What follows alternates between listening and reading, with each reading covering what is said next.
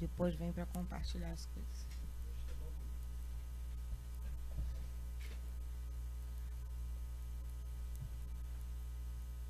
Ainda não entrou aqui para mim, não.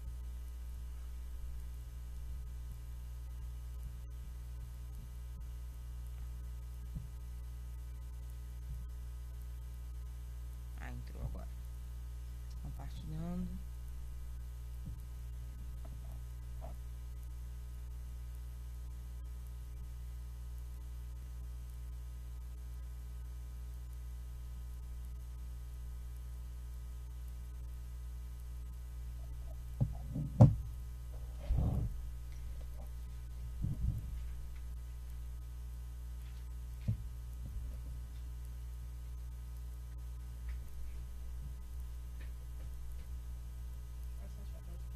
Os humores, pelo amor de Deus, que letra horrorosa. Mas o áudio não tá aberto, não. Já?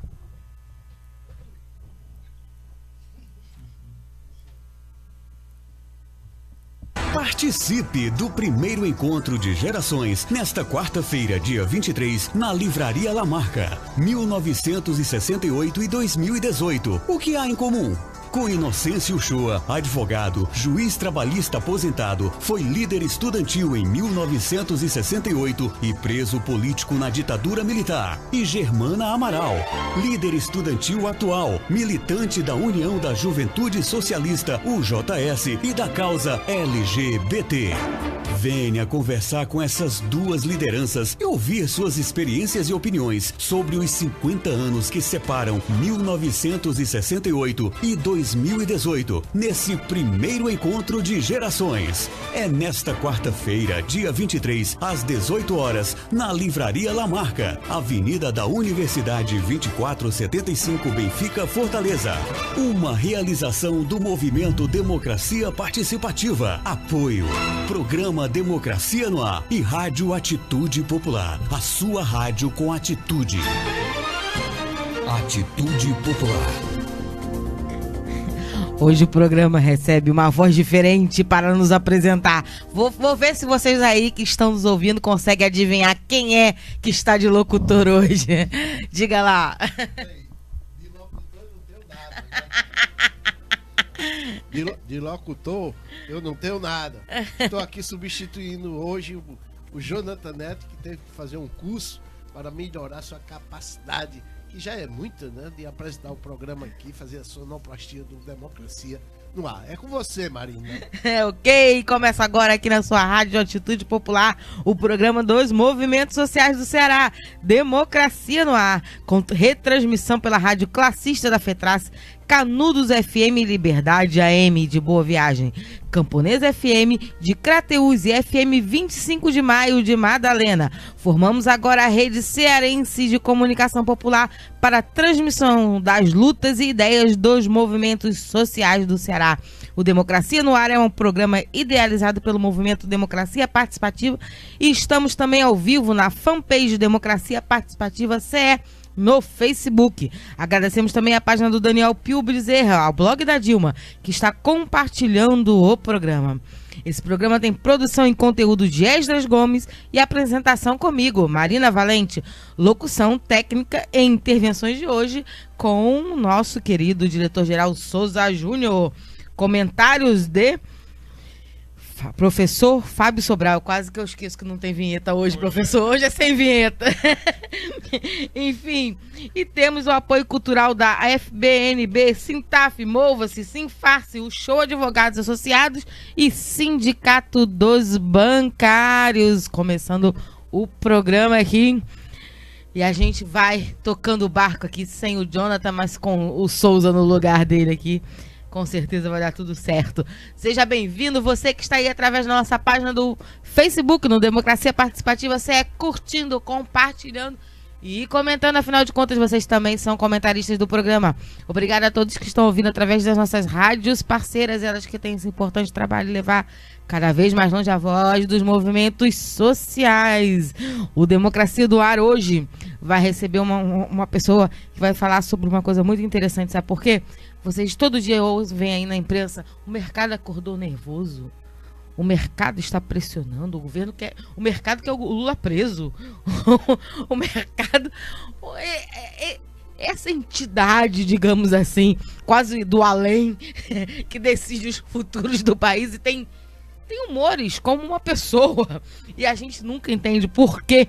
A gente vai tentar descobrir aqui no programa de hoje, porque a gente vai receber Gilmar Paiva, economista, para conversar sobre o mercado, né? Essa entidade, digamos assim, que atua sobre o futuro do Brasil, segundo a nossa imprensa. Seja bem-vindo, Gilmar. Bom dia a todos e todas que acompanham o programa. É um tema importante que repercute muito na imprensa e na mídia, até no dia a dia das pessoas. Mas eu queria inicialmente que nós fizéssemos uma pequena, vamos dizer assim, conceituação desse termo mercado. Uhum. Porque, de certa forma, ele ganhou uma popularidade e uma autonomia quase que mágica, uma entidade, uma instituição que meio que perpassa a sociedade toda e não depende dela. Quando, na verdade, esse termo ele é muito recente, esse termo com essa dimensão que o mercado tem hoje. Porque a gente precisa entender de quem nós estamos falando, de que mercado nós estamos falando. Então, a ciência econômica e a própria teoria, anteriormente, ela não tinha essa visão que hoje se tem do mercado. Você tem vários mercados, mas de que mercado nós estamos falando? Para o leigo, fica um pouco distante da realidade dele. Uhum. Quando você fala, que mercado? Mas mercado de quê? Né? Então, para quem já tem conhecimento, uma informação mínima, ele tem uma noção clara de mais ou menos do que se trata esse mercado. Mas as pessoas comuns, trabalhadores, eles pensam em quê? Quem é esse mercado? Então vamos lá. Primeiro, o mercado, vamos pensar assim, do início da teoria da ciência econômica até o início do século XX, ele era mais voltado para questões negociais mesmo, microeconômica, como chama. A macroeconomia é um campo novo, bem mais recente do que a própria economia. Uhum. Então ali você tinha mercados. Mercado de quê? Mercado de, vamos pensar aqui, de ouro, mercado de produtos mais variados possíveis. Você imagina aí, eles tinham os mercados. Você não tinha uma agregação de mercado. Até o próprio mercado de finanças não era consolidado como é hoje. Uhum. Até para você dar uma ideia, você tem mercado de imobiliário, você tem mercado de câmbio, você tem mercado de automóveis, você tem mercados. Então qual mercado nós estamos nos referindo? Estou fazendo essa breve introdução para que a gente passe a entender melhor e não começar a difundir ideias sem ter uma clareza do que sim, nós estamos falando. É fundamental a gente ter essa noção didática mesmo, para que a gente tenha um papel de formação mesmo dos nossos ouvintes. Mas, Gilmar, a gente já vai fazer esse giro aí junto com você, porque eu preciso saudar aqui o nosso comentarista de todas as nossas quartas-feiras, nada mais, nada menos do que... Você tem fãs, viu? Uhum. Quero lhe dizer que na sua última ausência... reclamaram aqui os ouvintes, falaram assim, eu vim aqui só para ver o Fábio Sobral. Seja bem-vindo, professor Fábio Sobral. Obrigado, Marina. Bom dia, Esdras, Souza Júnior. É um prazer estar aqui com o Gilmar. Tu foste meu aluno, a gente foi... Eu cometi uma indelicadeza, na verdade. Eu deveria ter saudado o professor, como dizendo, tendo uma satisfação e uma honra de tê-lo aqui à mesa, porque ele foi meu mestre na Faculdade de Economia da Universidade Federal do Ceará, da qual sou egresso, me pós-graduei, e da qual tenho recordações fantásticas, porque as lições que foram aprendidas lá, professor Fábio Sobral, estão sendo bem aplicadas e vivenciadas mesmo no trabalho e na própria vida. O Gilmar sempre foi um aluno excelente, mas o professor era fuleiragem. E agradeço aos fãs. O professor Fábio Sobral tem fã, viu, meu filho? Não quero te... Aliás, eu quero dizer para você que no nosso canal do YouTube, deixem não de acessar, quem quiser ir lá, o TV Atitude Popular, tem a playlist de cada um dos nossos comentaristas. Tem muita busca pelo seu nome, viu? Obrigado, eu agradeço. Impressionante. Eu vou brincar um pouco, né? O pessoal gosta do que não presta, né? Enfim, a Maria do Socorro tá dando bom dia de Garanhuns, Pernambuco. O Pernambuco já tá aqui na área com a gente, mas nós vamos pro nosso giro de notícias sem a voz maravilhosa do Jonathan dizendo pra gente vamos girar, mas vamos lá, vamos girar, Souza Júnior. Vamos girar. Os trabalhadores da empresa CCT Conceitual Construções, que prestam serviço de manutenção para a BR Distribuidora no Porto do Mucuripe, decidiram paralisar os serviços a partir do dia 24 de maio. A decisão foi tomada durante a assembleia convocada pelo Sindicato dos Trabalhadores em Montagens Industriais em geral no estado do Ceará, o Sintramonte-CE, no dia 22 de maio. A decisão de paralisar aconteceu depois de inúmeras tentativas de negociação com a direção da empresa. A paralisação deve ocorrer 48 horas após a realização da Assembleia. O Fundo Soberano do Brasil, FSB, fundo criado pelo governo do ex-presidente Lula em 2008, foi extinto por Michel Temer através de medida provisória. O cara acaba com tudo. Em maio de 2016, Temer retirou do fundo 26,5 bilhões, mas não pôde gastar o dinheiro porque a lei proíbe a utilização dos recursos para pagamentos de despesas do governo. Ele não só acaba, como ele tira e bota no bolso, né? Os recursos ficam reservados no Tesouro Nacional. Agora, a extinção do fundo, o Temer pretende retirar os 500 milhões que sobraram e utilizar o total de 27 bilhões para quitar as contas do governo. Olha só que bonitinho esse governo, para não dizer o contrário, né? Aí, o que a gente deixou entrar A operação para governar terra esse país? arrasada mesmo, né? Não vai ficar pedra sobre pedra e, pelo visto, bilhão sobre bilhão, né? O sindicato Mova-se esteve no dia 21 de maio, na parte da tarde, no Hospital Infantil Albert Sabin, para apresentar as principais mudanças relativas ao ISEC, após a edição e publicação da Lei 16.530/18. O secretário-geral do sindicato APO, Quelano Maia, explicou como irá funcionar o ISEC após ser revitalizado. Também estiveram presentes na reunião a diretora da Mulher Trabalhadora, Osmarina Modesto, e o secretário-geral do Mova-se, Ernesto Luz. É isso aí, muita luta lá do Mova-se. Vamos em frente. Esse foi o nosso giro de notícias. A professora Sandra Helena também está dando aqui um recado, dizendo... Olha aí, outra comentarista do nosso programa, também com playlist bacana. A professora Sandra Helena dizendo: excelente essa perspectiva didático-conceitual em nosso programa. É preciso estudar para saber o que temos que enfrentar e combater. Verdade. E Gilmar, você estava falando para a gente um pouco sobre essa definição do termo mercado, né? Como é que ele surge? Enfim, pode continuar essa explicação para nós? Posso sim. Como eu havia falado, isso é importante, até uma, na verdade, uma ação até pedagógica, para nós passarmos esse ambiente que a gente está vivenciando, de muita propagação de notícias falsas, de ignorância mesmo, no sentido do conhecimento do termo, das informações. Então é importante. Então nós tínhamos lá vários mercados, e os mercados funcionavam, para a gente retomar aqui as aulas de economia, desde a Idade Média já tinham mercados, já as grandes feiras medievais, então isso não é nada novo. O que é novo? É com o pós-guerra, o primeiro pós-guerra e o segundo, você vai tendo as estruturas de mercados na parte de capitais e financeiras se modificando, com grande organização, com grande sofisticação.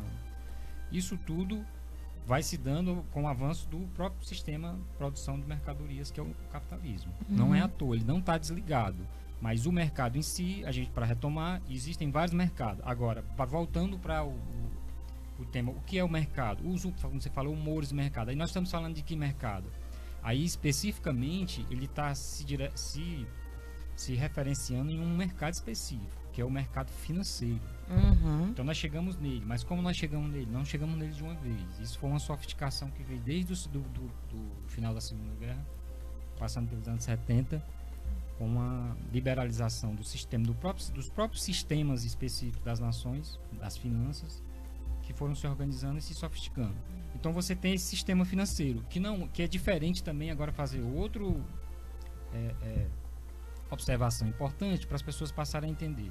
Financeiro e o sistema, quando fala de humores, não estamos falando de investimento. Que é coisa diferente. Investimento e finanças, às vezes as pessoas confundem, né? Tem capital financeiro, é capital, não, mas vai atrair capital, né? Não tem esse termo, vai fugir capital, fuga de capital. Mas de que capital nós estamos falando?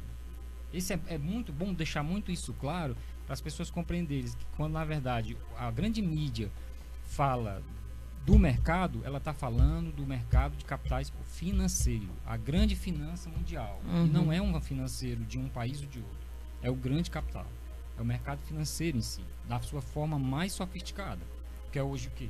Você tinha um mercado que antes era só o mercado de títulos, ações e outros produtos financeiros.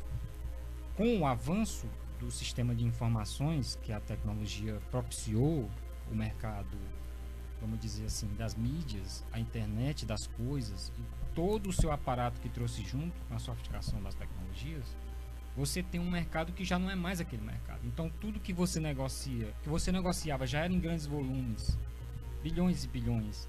Antes dessa era, agora você tem isso a enésima potência e o giro da velocidade dele muito maior ainda. Então ele atinge hoje você pensar o globo inteiro. Então você está aí sim você está pensando que mercado é esse? Mercado financeiro líquido mesmo. Não é um mercado produtivo, não é a produção que nós estamos falando. Então é bom deixar claro para não ter medo de depois dizer que o capital financeiro é uma coisa e o capital produtivo outra coisa, é onde tem o trabalho, o capital, a renda e todo o ciclo realmente de produção física de bens e serviços. Seria o capital financeiro, é esse capital que é quase que invisível, né, professor Fábio Sobral, que ele atua com muita pressão, mas que parece sempre coisas que a gente não pode mensurar, né? Inclusive valores que a gente não pode mensurar, né? A gente às vezes tem uma ideia, o fulano de tal tem, sei lá, ganha 10 mil reais, ele é muito rico, pra gente que ganha um salário mínimo, digamos assim. Mas quando a gente passa desses valores, quando a gente vai ficando um número, uma quantidade de notas, de zeros, que a gente já não consegue ter a dimensão disso. Quando a gente fala que o Temer roubou, né, quer pegar aí bilhões, né, de um fundo e desviar, fica uma coisa que a gente não consegue nem mensurar o quanto é isso. E quando a gente fala no mercado no financeiro, no capital financeiro, parece que isso ainda vai indo para coisas mais incapazes de ser imaginadas, de ser tocadas, de ser alcançadas. E todo um sistema que não tem rosto, que não tem face. Como é que a gente lida com isso? Primeiro, um abraço para a professora Sandra Helena, né? Bem, o Gilmar colocou bem, só ressaltar que ele falou 2 vezes sofisticação. Nem sempre sofisticação quer dizer para melhor, né? Porque uma tortura pode ser bem sofisticada, né? Não quer dizer que seja melhor. O mercado se sofisticou pro mal, assim, né? Para implantar um inferno sobre a Terra, né? PhD em maldade. Aí, como o programa tem esse caráter hoje pedagógico, né? Lembrar o Marx. Quer dizer, o Marx fala, né, na obra que ficou mais famosa, né, uma das mais famosas, né? O Capital, quer dizer, o capital, e ele liga logo a esse trabalho abstrato, mas ele diz, o capital é uma abstração real. Ou seja, algo que você não consegue capturar. No passado, antes do capitalismo, o mercado era um localzinho que ficava restrito na cidade, né? Você tinha na Grécia a Praça do Mercado. E isso, tem até um resquício disso nas cidades, tanto no interior quanto na capital. Aquele mercado público, o mercado era um local específico na cidade, que era inclusive vigiado porque sabia o perigo que ele representava. Mas o mercado invadiu tudo, todas as dimensões humanas. As próprias cidades se tornaram o mercado, né? E ele tem essa estrutura, ao mesmo tempo invisível e absolutamente real, invadindo todas as mentes, as vidas das pessoas, né? Até a referência que você fez, né? Uma entidade, quer dizer, um ser quase metafísico, divino, né? Um Deus, tanto que o pessoal identifica como um Deus mercado, porque tem muita gente que reza constantemente para esse Deus, né, que está aí influindo na vida das pessoas, né? Dos deuses que a humanidade já viu, talvez o pior, né?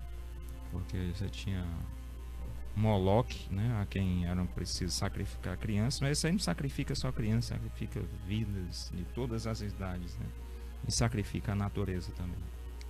A Beth Lula da Silva está dando bom dia. No sistema capitalista é o mercado que domina. E o grupo Democracia Participativa, ou é o nosso produtor, ou é o nosso diretor-geral. É o nosso diretor-geral. Ele faz isso, ele compartilha, que a gente tem que adivinhar que é ele. Souza Júnior acabou de dizer o seguinte: se existe um Deus, mercado, certamente ele não seria brasileiro. Não, esse não, Souza Júnior, com toda a razão. Pois a nossa economia está sendo arrasada pelo governo ilegítimo do Temer, atingindo setores inteiros do capital produtivo e não apenas a economia popular. Um exemplo é a greve atual dos proprietários de caminhões. Vocês podem comentar sobre isso? Quem poderia comentar? Professor Fábio Sobral? Greve dos caminhoneiros? A greve dos caminhoneiros é pela elevação do preço do óleo diesel, entende? É engraçado que no governo da presidenta Dilma houve uma revolta generalizada contra um aumento dos combustíveis, né? Era um dos motivos centrais para a derrubada, para o golpe. Agora há um silêncio ensurdecedor. Ainda bem que os caminhoneiros começaram a despertar. Antes tarde do que nunca. Começaram a despertar para essa tragédia, quer dizer, pela essa gestão desastrosa para o povo brasileiro, para o mercado. A gestão da Petrobras é maravilhosa, entende? Eles venderam os postos de petróleo a preço de banana, deram isenção de tributos aí de 1,3 trilhão de reais durante não sei quantos anos, 20 se eu não me engano. O pré-sal foi leiloado aí, os preços dos combustíveis altíssimos, né? E vão piorar. Quer dizer, ele foi, inclusive, o Pedro Parente foi agraciado para ser presidente da Petrobras, ao mesmo tempo que é presidente da BRF, a Brasil Foods, que reúne as antigas Sadia e Perdigão. Quer dizer, recebeu um prêmio de mercado, né? Então, já começa, precisamos ter reações. Esse governo vai afundar, e as notícias são cada vez mais mentirosas, né? A economia está se recuperando da onde? Tá voltando, como é que é? Tá voltando 20 anos em dois. Né? Enfim, mas vamos lá. A Beth Lula da Silva dizendo: um sistema de troca seria bem melhor. E o Adailton Dai tá falando: vamos que vamos, temos que ir mesmo. A gente está aqui falando sobre a questão do mercado, recebendo o Gilmar Paiva, que é economista, e comentários do professor Fábio Sobral. E a gente queria saber, Gilmar, quais a gente falou dos humores, né, que tanto pressionam através da mídia a sociedade. E eu queria saber o que é que influencia nesses humores, né? E se esses humores realmente têm o poder que a imprensa entrega a eles, né? Tipo, de inclusive desejar uma pessoa presa ou uma pessoa, né, sem possibilidade de se eleger. Bom, eu queria retomar aqui, eu vou chegar nessa questão, mas queria retomar, como o professor falou no Marx, e alguém falou aí o sistema de trocas, né? A Beth. O sistema de troca foi um período datado historicamente. Então você tem um avanço da sociedade que vai mudando progressivamente nas suas relações sociais.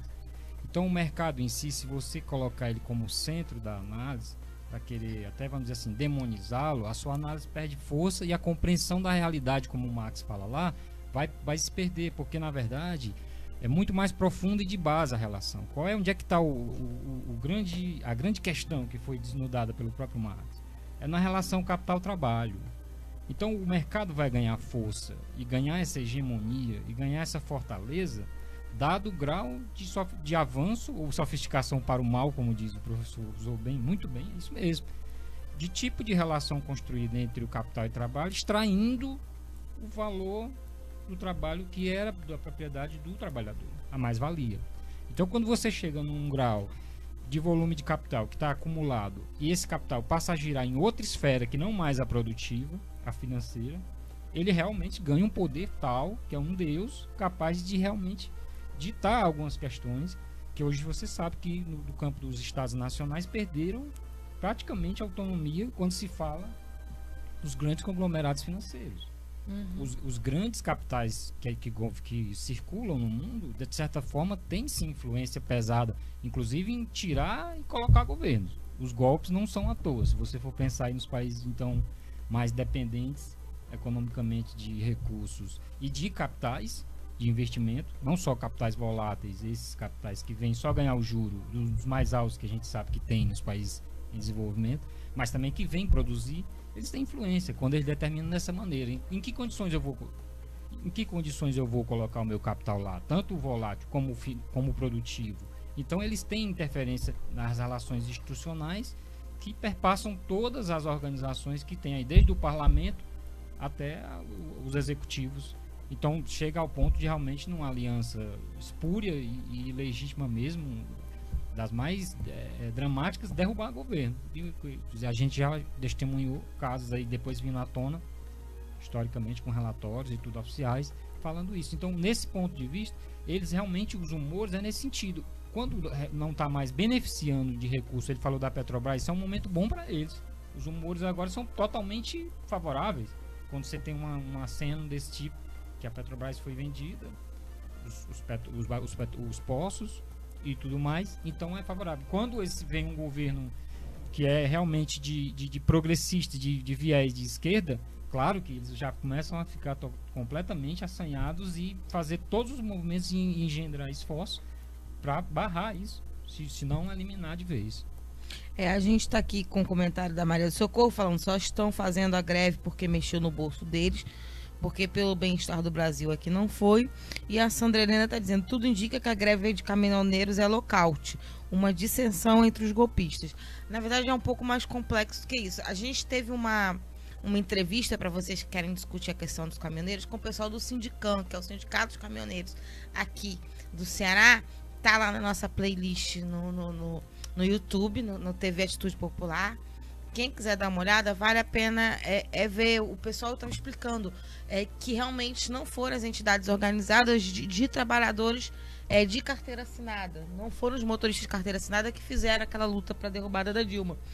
Foram os trabalhadores autônomos. Então, tem patrão, mas também tem muita gente que trabalha para pagar as contas ali, porque essa coisa do MEI, né? Esse incentivo que houve aí, inclusive dos governos petistas, para que as pessoas fossem um pouco mais autônomas, né? Fossem empreendedoras. Empreendedorismo, né? O nome da moda, do né? empreendedorismo, que é uma desgraça para o nosso país e que criou, inclusive, os precários, moda, né? O precariado. Então, é um pouco mais complexo as relações que passam por aí, mas, enfim... É interessante ver a entrevista lá com o pessoal do Sindicam, mas o professor Fábio Sobral queria comentar aqui o que o Gilmar estava falando. Agora que você falou, não só o que o Gilmar comentou, mas o que tu falaste também. A gente já tem um certo trauma com greve de caminhoneiros desde a derrubada do presidente Allende no Chile. Então, a gente sempre, uma greve de caminhoneiros, a gente imagina que é ligada à direita, né? Mas a realidade, como você disse, é mais complexa, certo? E a realidade muda. Então, é bom a gente ficar atento a isso aí, né? A essa greve da consultoria, né? CC, que você falou aí. Dos trabalhadores da montagem industrial. Isso, tem alunos da Petrobras, a revolta é cada vez maior. Eu acho que se aproxima, é o que eu venho sempre dizendo, tiraram a válvula da panela de pressão e a pressão vai explodir, certo? Sobre o que o Gilmar falou, né? É interessante que não só os governos de países subdesenvolvidos. Você teve o caso da Angela Merkel, chanceler alemã, que ameaçou se aproximar da Rússia com o gás para que houvesse um gasoduto que não passasse mais pela Ucrânia, porque a Ucrânia está naquela situação se aproximando do fascismo. E imediatamente surgiram movimentos muito parecidos com o que dos coxinhas aqui para derrubar a Dilma, sabe? Criaram a ideia de que ela tinha permitido refugiados árabes e que os refugiados árabes tinham estuprado mulheres em massa numa festa de Ano Novo, se eu não me engano, em 2017 ou 2018. Depois a polícia provou que não houve, entende? Então foram movimentos através do Twitter, lançados da costa oeste americana da Califórnia. Ave Maria. Entende? Então, hoje, esse mercado, ele, diante dos seus interesses, ele pode derrubar qualquer governo no mundo. E joga sujo a beça. Tem uma expressão nos Estados Unidos, chamado o Estado Profundo, que reuniria o Pentágono, que é os setores militares, reuniria o Wall Street, o alto setor financeiro, e a indústria bélica, ligada ao setor do Pentágono, obviamente dependente dele, né? Essas grandes companhias da indústria bélica, principalmente... É melhor não dizer não, depois eu sou processado, né? Eu sou morto. Mas uma companhia que tem aviões, que quer comprar a Embraer. A dica é ótima. Começa com B e termina com ONG, né? Tá certo. O Souza Júnior tá dizendo aqui, é lockout mesmo, Sandra Helena. Tanto é que eu prefiro chamar de greve dos proprietários de caminhões, pois os caminhoneiros que trabalham para as empresas têm seus próprios sindicatos que não participaram, como disse Marina, do movimento contra Dilma. Souza Júnior. O Daniel Pio Bezerra diz: plantão JN. A Romaria para Canidé até agora não atingiu o número suficiente de coxinhas, depois da disparada dos preços da gasolina e das panelas Tramontina. Foi cancelada a égua. O Daniel é ótimo. O Daniel, você faz a alegria dos meus comentários aqui. Adoro. Gente, a gente tem alguns termos que vez ou outra aparecem quando a gente fala de mercado, né? E eu queria saber de vocês o que é commodities. Porque a imprensa adora usar esse termo, jogar assim. Aliás, a imprensa, quando ela não fala o termo, né, técnico, que ninguém entende, ela tende a criar termos para explicar questões, né, que ela mesma não entende, né? Aliás, a economia é algo que passa longe assim, de alguns companheiros jornalistas, né? Enfim, eles escutam o que, por exemplo, o ministro da Fazenda fala e tenta inventar alguma coisa para passar nos jornais. Então, o que seria commodity, gente? Gilmar, por favor. Vamos lá. Se quiser, Você faz vamos dizer assim, a complementação. Tá bom. O termo commodity, você já percebe que é de origem inglesa, né? Você já fica logo, vai pensar em mercadoria, pensa em produto, mas bem, o que é isso? Então você tem produtos específicos que tem uma especificação técnica para aquilo. Então você imagina, é todo produto? Não é todo produto. Os bens primários, bens como a gente conhece aqui de produtos de exportação, que tem uma cotação em mercado mundial. Então você pensa, um produto que pode ser cotado mundialmente, que tenha uma especificação padrão com aquelas de requisição para aquela cotação mundial. Então você tem ele não pode ter um valor agregado que se diferencie como uma marca ou algo que possa ter um produtor diferente. Você vai vender 2 milhos, o meu milho é o milho A e o meu milho B, não pode. É milho produzido na China, o milho produzido no Tauá. Se ele for para exportação para o mercado de capitais, ele vai estar lá com aquela cotação, com aquele preço. A soja, produzida onde? Não interessa. A soja no mundo, ela tem uma cotação, tá lá. O petróleo, na Venezuela ou nos Emirados Árabes. Percebe? Então é um minério. No caso são produtos diferentes, mas você viu, tem desde uma semente a um óleo que tem uma característica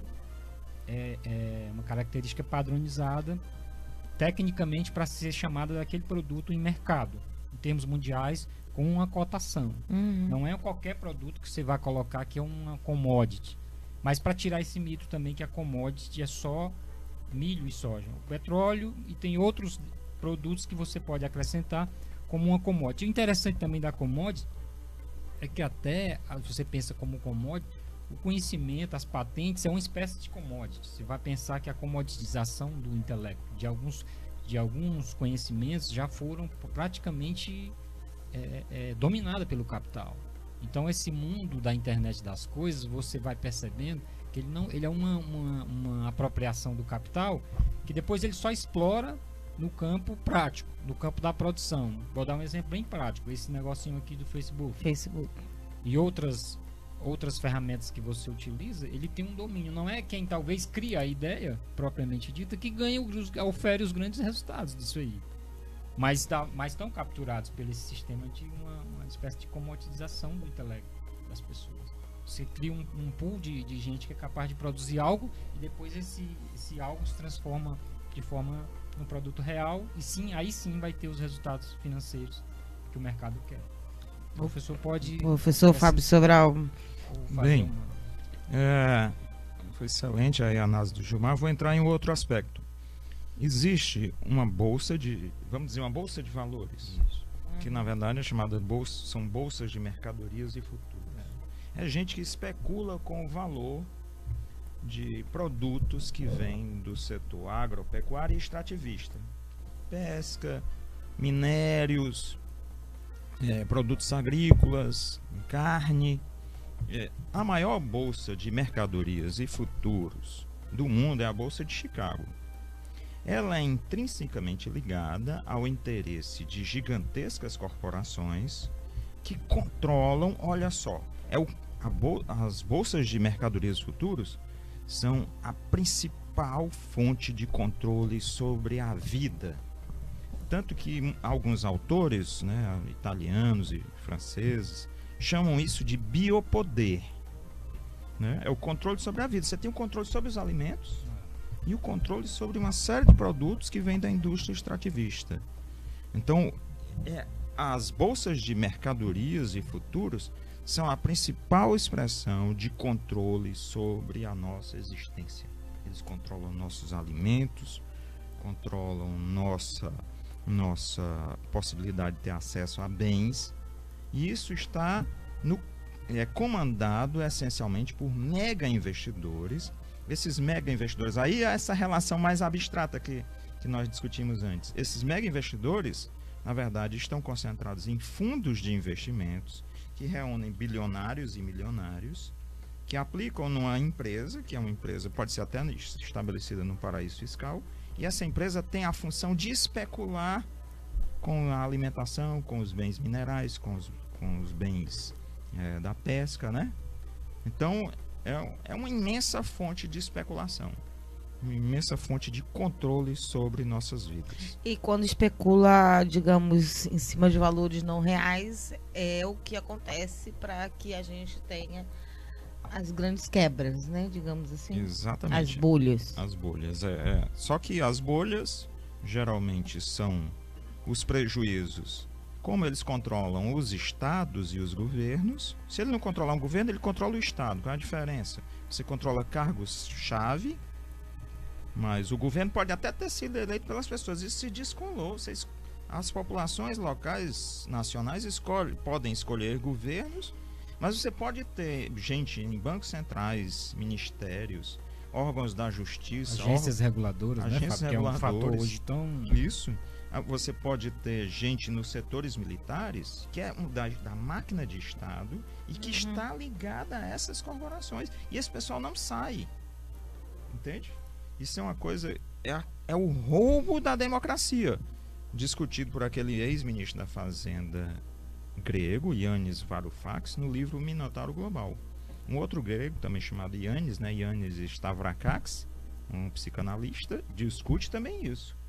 Então, eles têm o controle sobre a vida das pessoas. Quando estouram uma bolha, o que é que eles fazem? Socializam o prejuízo, ou seja, a população paga o prejuízo, né? E paga o prejuízo como? Com ajustes fiscais. E o que é que isso significa? Tem uma pesquisa interessantíssima de um professor chamado David Razella, da Universidade Federal da Bahia. Fez uma projeção, saiu até no site vermelho, uma projeção de no melhor cenário, no cenário menos negativo da crise, nós teremos, com a emenda constitucional 95, 15 mil crianças morrendo de desnutrição infantil. Então, o que é austeridade? Morte. O Aureliano Mota está perguntando como os amigos chegaram ao estúdio. No Recife falta diesel, gasolina e álcool nos postos. Os ônibus deixaram de rodar aí em Fortaleza. Aureliano, eu não abasteci. Será que eu volto para casa, gente? Agora eu fiquei no desespero. O professor Fábio Sobral vem andando, ele mora aqui pertinho. Mas eu acho que não tá faltando nada aqui não, por enquanto, Ariana. E a Beth Lua da Silva tá perguntando, e sobre economia solidária? Em tempo de crise, a saída é economizar. O que a gente pode dizer? Economia solidária. Gilmar, Fábio Sobral. A economia solidária foi uma contribuição teórica importantíssima aqui no Brasil do professor Paul Singer, infelizmente falecido há pouco tempo. Mas ela é fruto de experiências desde o século XIX. Na verdade, no livro Capital, pouca gente sabe, mas no livro Capital, livro terceiro, o Marx defende que os trabalhadores, para não serem explorados por capitalistas, se organizem em cooperativas. Entende? Então é fundamental que as pessoas, as experiências do MST de cooperativismo são excelentes, sabe? São excelentes. É preciso estimular essa integração, inclusive, entre municípios, estados, governo federal e essas experiências cooperativas, dando inclusive vantagem legal para que esse setor seja estimulado. Então é uma experiência interessante para fugir desse controle corporativo global. Eu queria saber de você o que é uma crise de superprodução, e eu queria saber se nós estamos vivendo resultados de crise de superprodução do sistema capitalista pós-fordismo, né? Que a gente de repente está vendo uma demanda que talvez esteja que a gente imagina que esteja pressionando o governo em algo, e que fez parte desse bojo do golpe, né? Por exemplo, a gente tem um excesso de planos de saúde, então a gente está vendo essa pressão na questão do SUS, a gente vê um excesso de universidades particulares sendo fundadas, e existe uma pressão sobre a educação, que foram contribuindo com o golpe. Então eu queria saber o que seria uma crise de sobreprodução, e se nós estamos diante de alguma, ou por exemplo na questão da soja, que constantemente a gente vê isso mexer um pouco a dinâmica de governo e pressionar governos, inclusive. Então eu queria saber se a gente está vivenciando isso. Eu acho que a gente está, primeiro, para entender a ideia de crise, a gente teria que retomar que pouco antes, lá em 98, que daquele momento, vamos chamar de, estourou aquela bolha, né? Aquele sistema lá dos subprimes nos Estados Unidos. Então você tem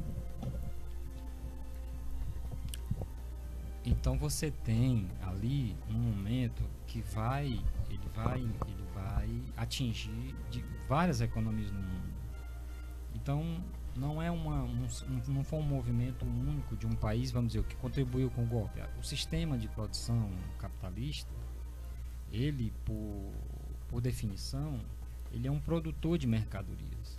E na medida que esse processo vai se acelerando, vai chegar um momento que a gente costuma dizer que é um problema da realização. Né, professor? É o problema da realização. Como é que realiza isso? Então, é mais fácil até usar esse termo de a crise de realização. Você vai ter um problema para que dar vazão a esse tipo de produção, que na verdade parte dela é subtraída do próprio processo de produção, que é a mais-valia, extraída do trabalhador. Então vai ter um limite, no limite isso cria um problema do próprio sistema. O próprio sistema capitalista cria um problema.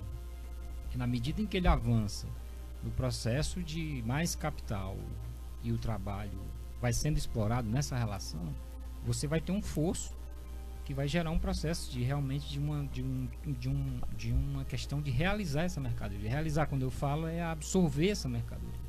Como é que faz isso? Então há um problema aí. Paralelo a isso, você tem um sistema financeiro gigante que, extraindo do sistema produtivo a riqueza, porque ele também não extrai do nada, ele extrai do sistema produtivo. É bom que fique claro isso. Todos os ganhos de capitais na especulação é em cima de questões reais, de títulos de propriedade reais. Se não é real, pelo menos é futura, uma expectativa de ser real. Aí é onde entra o problema de quebradeiras, de que não se constituiu, que não se viabilizou grandes empreendimentos. Isso é mesmo antes agora da época recente.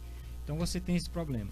No caso do Brasil especificamente, você tem uma estrutura também que já não era uma estrutura, você vinha de um crescimento econômico que não era em bases sólidas do ponto de vista estrutural de desenvolvimento. Você vinha com um beneficiamento aí de exportações com relação com a China, você vinha de vários arranjos que não eram arranjos que permitissem o Brasil ter um crescimento sustentável, mesmo com a crise, ele tivesse tido uma recuperação mais rápida. Não foi bem assim.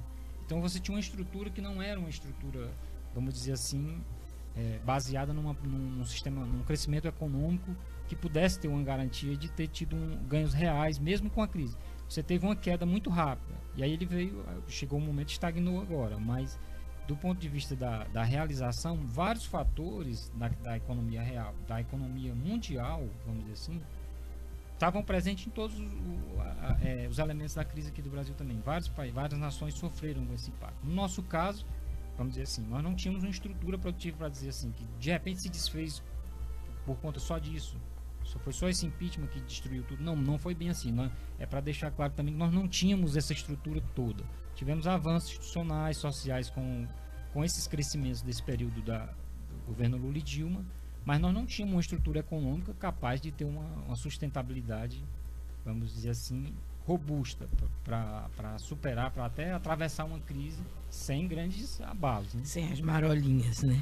A Beth Lula da Silva agradeceu o comentário do professor Fábio Sobral sobre a questão da economia criativa, e o professor Fábio Sobral também queria fazer um comentário sobre isso. Eu queria fazer também um relato sobre as commodities. Se você já pega lá no grande Eduardo Galeano, um extraordinário intelectual do Veias Abertas da América Latina, ele já tem uma discussão sobre o controle dessas commodities que são produzidas nos países subdesenvolvidos, como agrícolas e minerais, por parte dos Estados Unidos.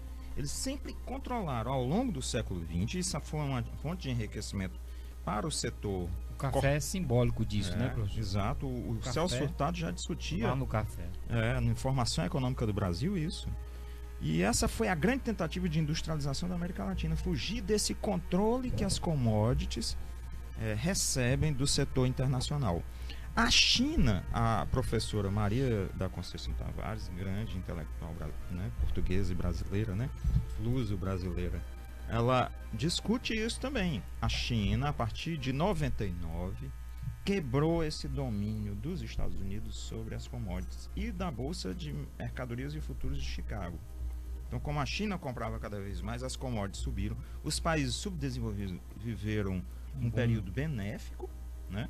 Só que a crise de 2008 veio abater isso, e começa essa guerra comercial entre China e Estados Unidos, inclusive para uma ação dos Estados Unidos, não exatamente dos Estados Unidos, mas das corporações mundiais, mas com cheirinho americano. Com cheirinho assim. Americano, né? Utilizando o Estado americano como sua ponta de lança, sua arma. É fundamental para os Estados Unidos desorganizar as economias subdesenvolvidas por meio da queda do preço das commodities. Então, por isso esse ataque à China e por isso esse ataque ao preço das commodities internacionais. Mas, professor, o que você acha? Que a gente está vivendo uma questão de crise de sobreprodução? Existe alguma no horizonte? Como é que ela anda trabalhando? Essa questão do modelo de produção capitalista que nós estamos vivendo atualmente funciona para todo esse sistema? Como o Gilmar colocou, houve uma sofisticação. Para uma sofisticação do cão, né? Do inferno, do capiroto. Então, qual é a sofisticação? Há uma crise de superprodução para os setores que produzem bens de consumo para as camadas trabalhadoras. Há uma superprodução. Grandes corporações estão caminhando para a produção de bens de luxo, de alta sofisticação, onde 18%, segundo um relatório Estado do Mundo que eu tenho falado aqui, 18% da população mundial consumindo 87% dos bens manufaturados. Então, caminhou para isso. E eles estão resolvendo as crises de superprodução como? Os bancos centrais do mundo estão lançando dinheiro em larga escala para evitar, é como se você dissesse assim, para evitar essa crise, o que é que eu faço? Eu imprimo dinheiro, eu lanço dinheiro em larga escala, eu sustento, não tem nas academias a bomba, né? Eu dou bomba para essas grandes corporações. Ficam marombadas. Mas o coração vai pagar, certo? O coração dessas corporações vão pagar. Então, é um mecanismo que eles estão adiando através de um novo configuração do sistema monetário internacional. A gente podia até em outro programa discutir isso, que é um tema muito interessante. As transições que o capitalismo está elaborando com novos mecanismos. As adaptações que eles exigiu que fossem feitas, né, depois de Bretton Woods, para se acomodar ao novo sistema. Né? E eu acho que desde 2008 houve um rearranjo institucional violentíssimo. A gente tem eu queria fazer uma última pergunta, que é sobre um termo Já? que eu ouvi. Pois é, sempre assim, não tem. Ontem eu falei que a gente ia fazer greve para poder aumentar o horário desse programa. Porque toda vez é isso. Os comentaristas e a apresentadora fica todo mundo triste, assim. Acabou, mas é. Mas eu queria fazer essa última pergunta, que é um termo que eu me deparei recentemente e que eu achei muito curioso, quer dizer, pelo tamanho tamanha cara de pau que tem o capital, olha, só até rimou, né? Que é o termo destruição criativa. Eu queria que é meio cruel, né? Que mostra como o capital... Recentemente. Mas esse termo já tem 100 anos, né, professor? Pois é, tem 100 anos, mas a jornalista não entende nada de economia. Era só para relembrar aqui as lições. Mas eu imagino, inclusive, que nossos ouvintes nunca nem ouviram. Para você ver como é o sistema. Algo escrito teoricamente pensado há mais de 100 anos, aproximadamente. 1908, 1909. Então você tem alguém pensando que a obsolescência, ao termo também muito, né? Destruição criativa, obsolescência do bem que é produzido na estrutura produtiva, ela é vital e essencial para o sistema. O que é isso? Eles vão traduzindo o termo destruição criativa. Tem que se destruir para criar algo novo, mas é preciso que aquilo não sirva mais com a rapidez tal que se crie mais e mais numa velocidade instantânea, quase instantânea. Então você diz assim que vai destruir a ideia de destruição criativa, o que está na base, eu gosto muito nessa coisa do que está na base. O que está pensado aí mesmo por trás disso? Porque os nomes são pomposos, mas vamos pensar, o termo, eu gosto desse termo, a obsolescência que o próprio Schumpeter vai lá falar do desenvolvimento econômico, que é vital para que dê vazão a isso. Então você tem um termo inovação surgindo aí, a ideia de inovação não só em bens, mas em processos, em toda a cadeia. Essas máquinas da internet das coisas, toda a cadeia que está ligada a ela, é fruto disso, que ela capta mais. Se tem um setor que capta com maior nitidez e acho que com mais rapidez, isso que foi pensado, foi o setor da informática, o setor de internet. É o farmacêutico também. O farmacêutico também, né, Fábio? Então todo essa estrutura produtiva, ela tem uma repercussão grande pensado nisso, nessa ideia de que essa relação de criação fazendo com que o anterior já não sirva mais, ela está em todas as cadeias produtivas que você imaginar do sistema capitalista. E qual o peso? Você não atingiu lá, mas a ideia é que chegue em todas. E qual é o peso disso para a sociedade? É, por exemplo, um peso para o meio ambiente, porque você está produzindo itens né, tudo se descarta, tudo, né? Tudo, não é isso? É a própria reificação das coisas, né? E aí, mas eu acho que existem outros pesos. Eu queria, né, que você... Pronto, Fábio Sobral está aqui. Eu preciso falar. Eu preciso falar, senão eu vou morrer aqui. Vou ter um ataque cardíaco. Vai aumentar a audiência do programa temporariamente, né? Mas, não fale não, que senão eu sou antes da gordura, pra você infartar a audiência aumentar. Não, Vou levar ele pra picanha. Aí, o Gilmar, né, o livro O Desenvolvimento Econômico, de um economista austríaco, Joseph Schumpeter. Esse livro, né, ele vai e diz, é impressionante. Olha só, ele diz, o capitalismo vai acabar. Vai acabar por quê? Porque ele não estimula a inovação. né? A gente tem ideia de que o capitalismo é que inova as coisas. Ele disse, não, o capitalismo não inova, o capitalismo copia.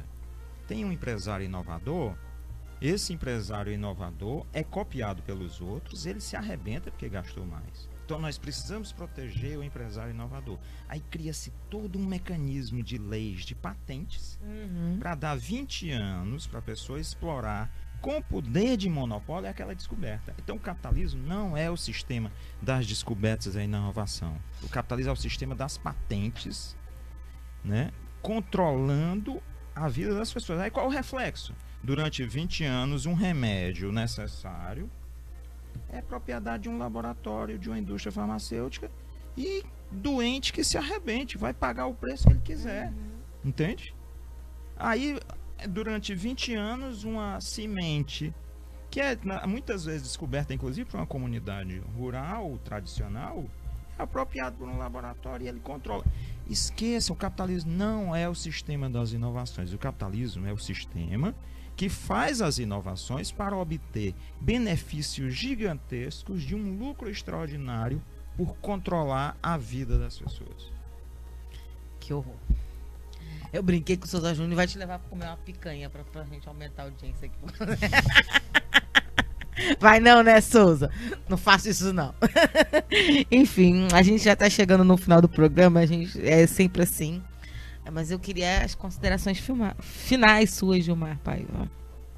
Bom, eu queria agradecer a participação, o convite do Esdra e a equipe da Democracia Participativa, o professor Fábio Sobral pelos grandes comentários aqui, esclarecedores para todos nós, e reafirmar que eu acho que esse papel da gente passar a compreender melhor alguns conceitos, algumas informações, algumas relações que são estabelecidas para discutir melhor e aí realmente de forma efetiva contribuir, tentar construir ações práticas, né, coletivas de luta, que é o que realmente precisa, para mais conhecendo a conhecer o que está sendo discutido, para não entrar em equívocos e também não estar reproduzindo relações falsas e informações que não construam realmente um debate objetivo para a luta. O Rudinei Souza, um contabilista na área aqui para acrescentar as nossas discussões, dizendo parabéns ao programa, Nina Valente. Excelentes debatedores, professor Fábio Sobral e economista Gilmar Paiva. Precisamos combater a financiarização e investir na produção em prol de um novo projeto nacional de desenvolvimento. É o comentário aqui do Rudinei para o nosso programa. Obrigada, Rudy. Professor Fábio Sobral, considerações finais. Agradecer, é um prazer ter um ex-aluno aqui, né? de formação tão, né, voltada para a vida do povo e não para o capital. Isso é importante. Agradecer ao programa também, que é uma fonte de vida para mim. E lembrem, mercado é o quê? Interesse das corporações mundiais de controlar nossas vidas. Quando num jornal desses houver essa expressão, o mercado, vejam grandes corporações, grandes bilionários, pessoas que controlam a vida no mundo. E saiba que ele não vai fazer nada bem a você. Nada, não há nada se aproveita. A Beth Lula da Silva está dizendo, isso é um novo projeto, um novo projeto de desenvolvimento para o Brasil. É isso aí mesmo, gente, temos que construir. Vamos avante. Enfim, queria agradecer a todos vocês que estiveram acompanhando através das nossas rádios parceiras, elas que têm esse importante trabalho de levar cada vez mais longe a voz dos movimentos sociais. Obrigada a você que esteve aí via Facebook, curtindo, compartilhando e comentando. Afinal de contas, vocês também são comentaristas desse programa. Não se esquecendo que hoje, mais tarde, às 18 horas, lá na Livraria Lamarca, o Movimento Democracia Participativa vai estar fazendo o Encontro de Gerações. Inocêncio Shoa com Germana Amaral. Programa bem bacana. Bem bacana. Também. Olha aí, hoje é dia dos ex-alunos. Só não me diga que Inocêncio foi também, professor Fábio Sobral. Não. Não dá. Mas vão estar lá eles. Aliás, Inocêncio é um professor, né? Um professor da luta. E vamos estar lá para a gente discutir, comparar aí 1968 com 2018 e saber quais as semelhanças que a gente encontra e aprender um pouco com os lutadores do passado para a gente poder seguir lutando aqui no presente. Enfim, vocês acabaram de ouvir o programa Democracia no Ar, um programa dos movimentos sociais do Ceará, com apoio cultural da FBNB, Sintaf, Sinfarce, Mova-se e o Show Advogados Associados. Eu não sirvo para substituir o Jonathan Neto, não. E o Sindicato dos Bancários. A apresentação comigo, Marina Valente, produção de Esdras Gomes. A locução e técnica de hoje ficou aqui com o nosso diretor-geral, Souza Júnior, mas Jonathan amanhã... eu mesmo, Irene. Mas amanhã a gente está de volta com o Jonathan aqui no nosso programa, para vocês não terem que ouvir minha voz terrível fazendo essa apresentação dos nossos apoiadores. Beijo, cheiro grande e até amanhã.